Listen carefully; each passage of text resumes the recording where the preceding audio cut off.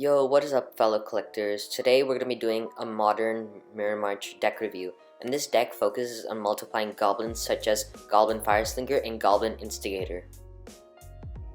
So first up we're going to have 20 mountains, which is more than enough because the average converted mana cost in this deck is 3. So now we have Mirror March, and whenever a non-token creature enters the battlefield under your control, you flip a coin until you lose the flip. For each flip that you won, create a token that's a copy of that creature. Those tokens gain haste and you exile them at the beginning of your next end step. Now with this card we can multiply cards such as Goblin Fireslinger and Goblin Arsonist. So Goblin Arsonist is really helpful when you sacrifice it, and basically what it does is when it dies it deals 1 damage to target player. Skirk Prospector gives us mana in return for sacrificing goblins, so we can play a lot of goblins during our turn. So the combination of Goblin Fireslinger and Mirror March is really helpful, since when you tap Goblin Fireslinger it deals 1 damage to target player. So you can deal a lot of damage to that player during a turn when you play Goblin Fireslinger. Using Mirror March to multiply Goblin Instigator can help us create a lot of 1/1 red goblin creature tokens.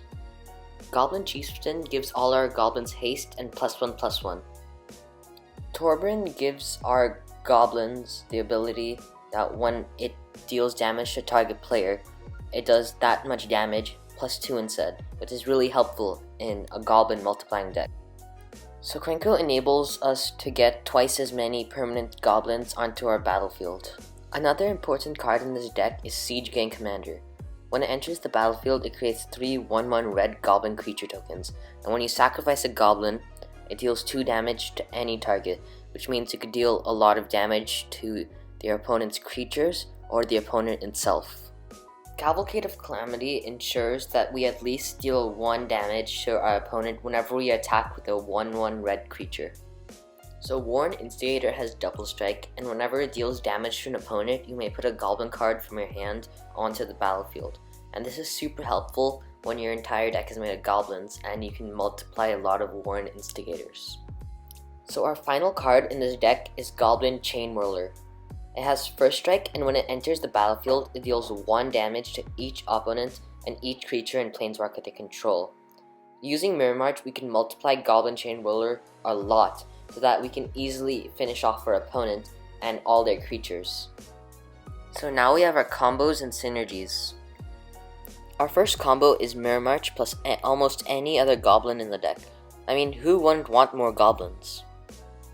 Next up we have Goblin Arsonist and either Skirk Prospector or Siege Gang Commander. When we have Goblin Arsonist out on the battlefield, our main goal is to let it die after attacking with it. This is why we have Skirk Prospector and Siege Gang Commander as sacrifice outlets. Plus we have the added bonus of mana or damage depending on which sack outlet we are using. Our last main combo for this deck is Cavalcade of Calamity plus Torbin. Cavalcade of Calamity is good on its own, but whenever we attack with our goblins, we are guaranteed at least 1 damage. Add Torbin, and whenever we attack, we are guaranteed 4 damage. This leads to some insanely fast wins. So that's all we have for today. Thank you for watching, and if you didn't like this video, hit the like button. Thank you, and bye.